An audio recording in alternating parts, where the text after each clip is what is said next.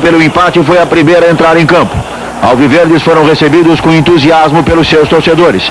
Aproximadamente 2.000 pessoas vieram do oeste para assistir a partida. Mas festa mesmo quem fez foi a torcida tricolor. Ela lotou o estádio Heriberto Wilson. Sabia que sem o seu entusiasmo seria difícil ganhar o certame. Tivemos de tudo: balões com as cores do Tigre, banda marcial que executou o hino nacional, acompanhado pelas duas equipes, e o hasteamento das bandeiras, solenidade que contou com a presença do governador Paulo Afonso Vieira. O jogo começou e Vanderlei entrou duro em Ney. Era o primeiro sinal de que Renildo Nunes teria dificuldades para comandar o jogo decisivo. No primeiro ataque da Chapecoense, Sadi fez golpe de vista e a bola chutada por Ney encontrou defesa no travessão. Levou susto o torcedor do Tigre. A resposta do Criciúma veio aos 3 minutos e meio. Numa jogada pela esquerda, Zósimo fez falta que foi batida por Luiz Carlos Oliveira. O goleiro Pedro Paulo falhou e os tricolores estavam fazendo 1-0. Loucura total no estádio Heriberto Wilson. Vejam por um outro ângulo a falha de Pedro Paulo e o gol de Luiz Carlos Oliveira. O Criciúma estava começando a ganhar o campeonato. Em seguida, Ivair e Giovani se desentenderam, provocando a primeira confusão. Renildo Nunes deu cartão amarelo para os dois jogadores. Num bom ataque de Giovani pela direita, Luiz Carlos Oliveira tentou de peixinho, mas não foi feliz. O Criciúma perdia a chance de fazer 2-0. Aos 17, a primeira expulsão. Giovani exagerou na disputa e merecidamente recebeu o cartão vermelho. A segunda expulsão aconteceu 9 minutos depois. Ivair agrediu Luiz Carlos Oliveira. Renildo Nunes estava perto e não perdoou. Mandou para fora o camisa 5 da Chapecoense. O primeiro tempo terminou com a equipe de Chapecó tentando o empate. Aos 38, Itá bateu falta e Sadi fez uma defesa difícil.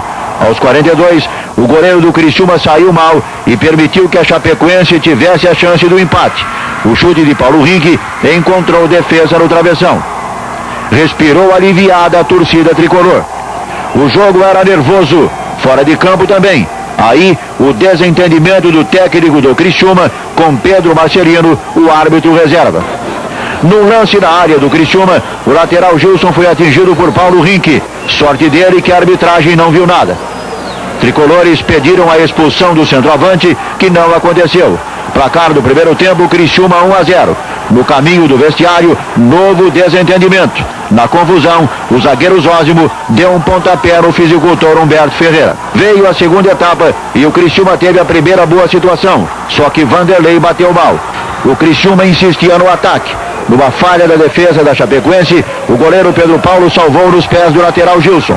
Aos 16 minutos, a Chapecoense atacou pela esquerda. Zaga do Criciúma falhou, mas os atacantes adversários não conseguiram concluir. Na jogada, a Chapecoense reclamou o pênalti de Alexandre Lopes, que teria desviado o cruzamento com a mão. Renildo Nunes não marcou nada. A equipe de Chapecó mostrava mais entrosamento e queria o empate. Neste lance, esteve atento o goleiro Sadi. Aos 20 minutos, Itá, que já tinha o amarelo, fez falta por trás em Carlos Henrique e foi expulso pelo árbitro Renildo Nunes. A Chapecoense estava ficando com 9 jogadores em campo. Mas o time de Chapecó não se entregava e a torcida ajudava. Aos 30 minutos, Paulo Rink ganhou da zaga, mas não foi feliz na hora do arremate. Na base do contra-ataque, o Criciúma terminou o segundo tempo massacrando a defesa da Chapecoense. Eliel perdeu a primeira grande chance aos 44. Aos 45, o lateral Sandro também deixou de fazer 2-0. E aos 47, Zósimo impediu a penetração de Sandro e teve que ir mais cedo para o vestiário. A Chapecoense iria para a prorrogação com apenas 8 jogadores. Na prorrogação, a primeira chance foi do time de Chapecó. Sadi defendeu a cabeçada de Paulo Rink. Aos 9 minutos, Rudinei entrou livre, mas chutou em cima do goleiro Pedro Paulo. Aos 12, Índio bateu forte e Sadi realizou uma defesa importante, mandando para escanteio. Aos 13 minutos, o Criciúma tentou com o ponta Carlos Henrique. E aos 14, a Chapecoense também foi atrás do gol. Primeiro com Alessio e depois com o centroavante Paulo Rink. No segundo tempo da prorrogação só deu o Criciúma. Logo no começo, o centroavante Eliel perdeu uma excelente chance. Em seguida, foi a vez de Carlos Henrique, que mais uma vez errou a conclusão. Numa outra jogada com Carlos Henrique e com Eliel, o Criciúma quase fez o seu segundo gol na decisão. E numa nova presença ofensiva de Carlos Henrique, mais uma oportunidade perdida pelo ponta do Criciúma.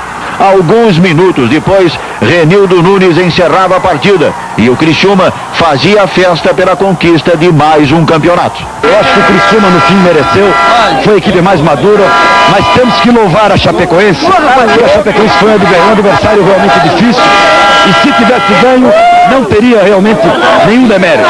Desejo que eles tenham um bom retorno e esperamos agora pensar no brasileiro com mais um caneco, com mais um troféu na galeria de troféus do Criciúma. Lembrando os heróis do passado que escreveram seus nomes na história, aos tricolores predestinados ao presente e futuro de glória.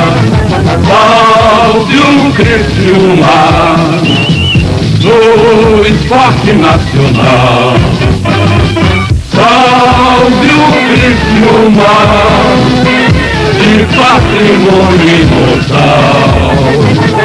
Na hora da decisão, numa só voz está feliz o meu povão. Criciúma, Criciúma, nosso clube de amor, alma, garra e coração. Criciúma, Criciúma, nosso clube de amor, alma, garra e coração. Vibrando estaremos contigo, desfraldando o teu pavilhão, onde tiver o mais querido dos campeões, o nosso campeão. Salve o Criciúma no esporte nacional. Salve o Criciúma de patrimônio imortal. Na hora da decisão, numa só voz está feliz o meu povão. Criciúma, Criciúma, nosso clube de amor. Encerrado o jogo de ontem, os jogadores